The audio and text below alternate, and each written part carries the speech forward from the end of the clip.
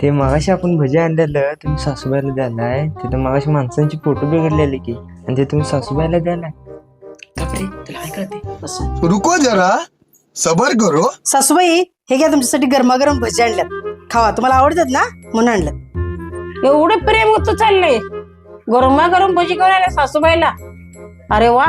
तसं नाही वाई, तुम्हाला आवडतात म्हणून गरमागरम भजी आणल्यात, कढईत ना असे काढून गरम गरम आणल्यात. जरा खावा. आणि इकडे खाते.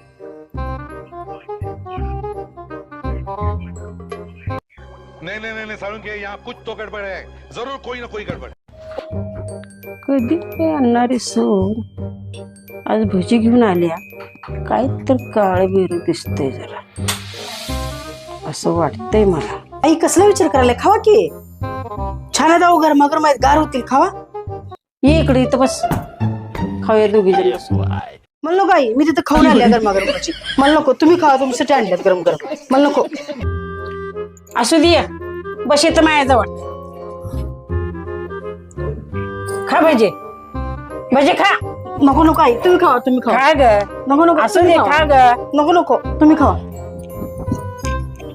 कशी खात नाहीस बघती. नको, खा खा. खा. समझ रहे हो